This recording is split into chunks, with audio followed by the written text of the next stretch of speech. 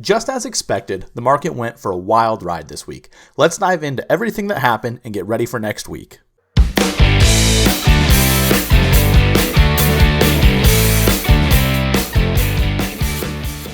What's up, guys? It's Brandon from Amphibian Trading, and as always, we've got a lot to cover. But before we get started, make sure you hit that like and subscribe button so you stay up to date with all my videos. So what happened this week? Well, the S&P went from being up over 4% at one point to being down close to 3%, giving it a weekly range of just over 6.5%. So you can imagine if the market is having that kind of swings and that much volatility, individual stocks are going to be moving even more.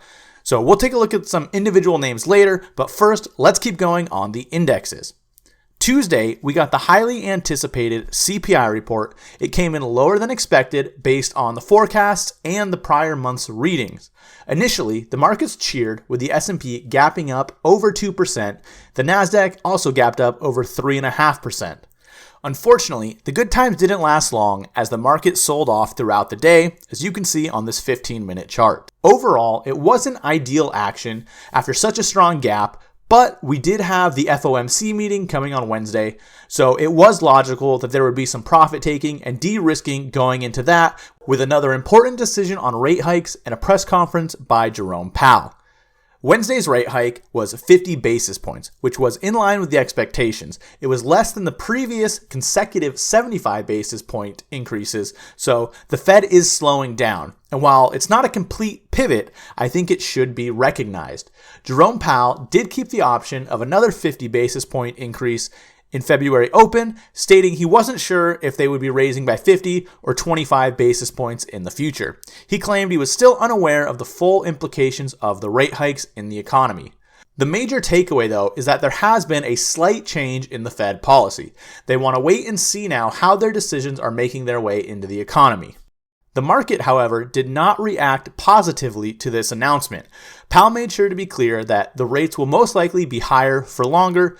Now, last week I mentioned that I'd be watching an area of confluence on the S&P that consisted of the November 10th gap up low, anchored VWAP from the October low, the rising 50-day moving average, and the 38.2 Fibonacci retracement. At first, this looked like it was going to be a nice area of support. Buyer stepped in right on cue on Thursday, price tagged that anchored VWAP, and then it began to bounce. However, Friday brought quad witching, and the bears took full control and broke right through all of those levels. There's still an unfilled gap from the November 10th CPI slightly lower that seems to be acting as a magnet. The 50% retracement of this latest rally attempt is also just below that level. So that's the next area I'm going to be watching for buyers to step back in if we do end up going a little bit lower. If that ends up being an area of support, or we reclaim the 50-day moving average and get a Santa Claus rally, we want to make sure we have our eyes on the best setups out there. So let's go ahead now and take a look at some individual names. First up is going to be Impinj, ticker symbol PI. This is one I mentioned last week that I would be watching for a first test of that 10-week moving average since breaking out of its double bottom base back in October. This week that happened. Price came down, slightly undercut the 10-week moving average, and then closed back above it. If you dive into the daily chart, you can see Friday, this staged an upside reversal. So if we can take out Friday's high, I think it's actionable with a stop just below Friday's low. Next up, let's look at Air Test Systems. Similar to Impinj, this one broke out back in October, and after making new all-time highs, has pulled back and is finding support at its 10-week moving average. We had a slight undercut and then a close back above it this week. If you look at the daily chart, you can see this also staged an upside reversal bar on Thursday after bouncing right off of that 50-day moving average. So I like this one in this range. If it were to break below the 10-week moving average or that 50-day line on heavy volume, that might change my mind though. Moving on, let's look at Transmedic Group. This one I've been mentioning for a few weeks now, and it just refuses to go down. 8 of the last 9 weeks have been positive. This week, it showed its relative strength again, closing up on the week while the S&P was down 2%. It had a very nice, tight weekly close, and now, next week, that 10-week moving average should be right at about the pivot area from the cup base it broke out of in October. If you look at the daily chart, this one's been finding consistent buyers right at its 21 exponential moving average. So if this can have a successful test of the pivot area and the 10-week moving average, I'll be looking to get involved.